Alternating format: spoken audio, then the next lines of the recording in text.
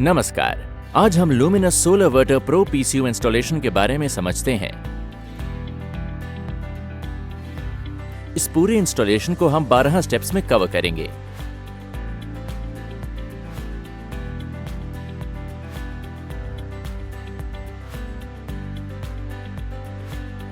Digital clamp meter, hydrometer, inclinometer, compass, measuring tape, combination plier, wire cutting cum stripper, T-handle socket, spanner set, MC4 connector tool, reversible screwdriver, line tester, insulation gloves, shoe cover, cable tie और insulation tape.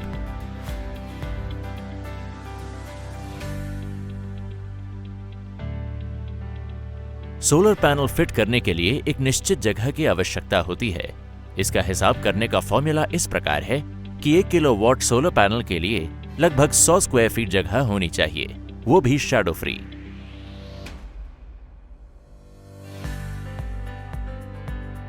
Solar panel का selection उपलब्ध जगह और load के अनुसार ही तय होता है, क्योंकि सोलर पैनल कई वॉटेज में बनते हैं। लेकिन इस बात का ध्यान जरूर रखें कि सारे पैनल एक ही टाइप के होने चाहिए, चाहे वो मोनो PERC हाफ कट या पॉली हो, और सभी के लिए आउटपुट पावर सेम होनी चाहिए।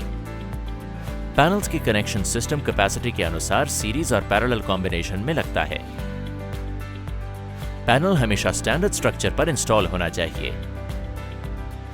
पैनल्स कभी भी जमीन पर लिटा के या लटका के नहीं लगाने चाहिए। स्ट्रक्चर के साथ पैनल्स के सभी स्क्रूज अच्छी तरह से टाइट रहने चाहिए। सभी पैनल्स की दिशा हमेशा ट्रू साउथ की तरफ होनी चाहिए, और इसको पता करने के लिए कंपास का ही इस्तेमाल करें। पैनल का टिल्ट एंगल हमेशा जगह के लैटिट्यूड एंगल के अनुसार ही होना चाहिए। लैटिट्यूड एंगल का पता लगाने के लिए गूगल साइट की मदद ली जा सकती है। जैसे कि पैनल के टिल्ट एंगल को चेक करने के लिए हमेशा इंक्लिनोमीटर ही यूज करें। पैनल्स के ऊपर शैडो ना पड़े, इसके लिए 2 स्ट्रक्चर्स के बीच में सही दूरी रखना जरूरी है, और 2 पैनल के बीच में कम से कम 10 से 20 mm का गैप रखना चाहिए, ताकि हवा के प्रेशर से पैनल टूट ना जाए।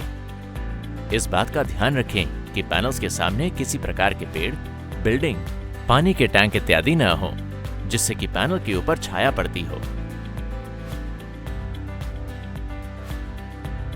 सोलरवर्टर प्रो पीसीयू की इंस्टॉलेशन में सही वायर गेज के अनुसार वायरिंग करना बहुत जरूरी है, वरना सिस्टम की परफॉर्मेंस डाउन हो जाएगी। सही वायर गेज को जानने के लिए यूजर मैनुअल को रेफर करें।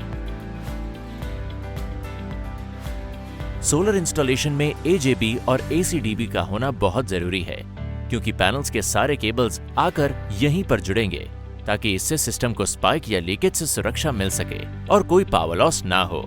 कभी भी हैंड जॉइंट ना करें, इससे बहुत पावर लॉस होता है, जिसके कारण हीट होती है और आग लगने की भी संभावना बढ़ जाती है। AJB और ACDB के सारे जंक्शन के स्क्रू अच्छी तरह से टाइट होने चाहिए। लूज कॉन्टैक्ट होने पर स्पार्किंग से आग लग सकती है। इंस्टॉलेशन में कम से कम 3 अलग अर्थिंग होना जरूरी है। DC अर्थिंग स्ट्रक्चर और AJB के लिए लगता है। AC अर्थिंग यूनिट के बॉडी और ACDB में लगता है। लाइटनिंग अरेस्टर अर्थिंग पैनल्स को लाइटनिंग से बचने के लिए लगाया जाता है। ये सारे अर्थिंग एक साथ कभी भी जोड़ने नहीं चाहिए, यानी कि ये सारे अर्थिंग एक दूसरे से बिल्कुल अलग रहेंगी। आपस में दूरी कम से कम 3 फीट होनी चाहिए। हर एक लाइटनिंग अरेस्टर का कवरेज एरिया चारों तरफ से 45 डिग्री एंगल पर सेट होना चाहिए, जो छतरी की तरह पैनल्स को सुरक्षा दे, ताकि आसमान से बिजली गिरने पर इसका बचाव हो सके। आइए अब हम बैटरी बैंक इंस्टॉलेशन के बारे में समझते हैं।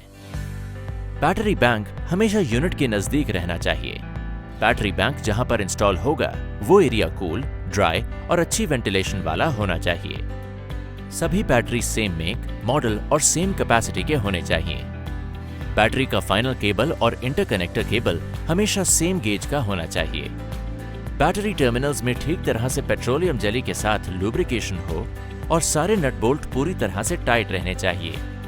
सभी बैटरीज के टर्मिनल वोल्टेज बराबर होने चाहिए और वो कम से कम 12.5 वोल्ट के हों।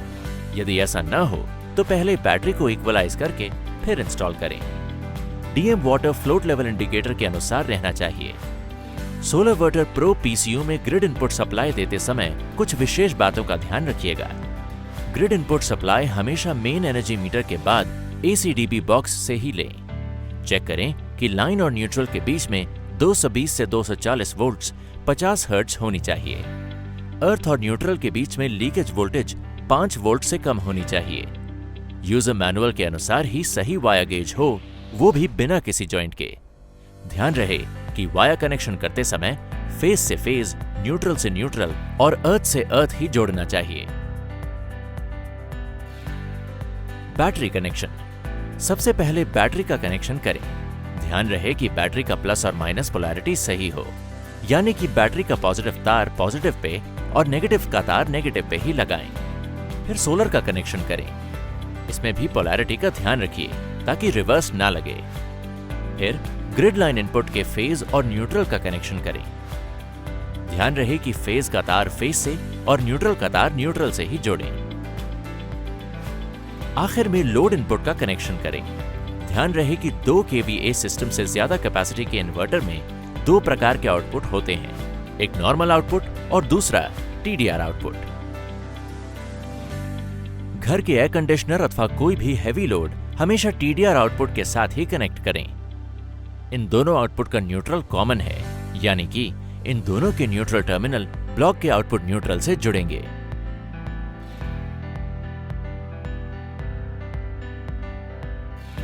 सिस्टम को स्टार्ट करने के लिए पहले बैटरी MCB ऑन करके स्टार्ट करें।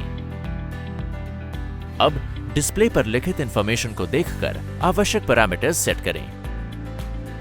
सेटिंग्स के अंदर जाने के लिए अप और डाउन बटन्स को एक साथ प्रेस करें। सेटिंग्स में मुख्य रूप से साइट के अनुसार आपको सेटिंग करना जरूरी है, जैसे मोड सेटिंग में इको या UPS, बैटरी टाइप सेटिंग में ट्यूबुलर, फ्लैट और SMF। बैटरी कैपेसिटी AH के अनुसार सेटिंग करें। नो लोड शटडाउन इनेबल या डिसेबल करने का ऑप्शन। प्रायोरिटी सेटिंग में जैसे SBL यानी कि सोलर बैटरी लाइन या SLB सोलर लाइन बैटरी।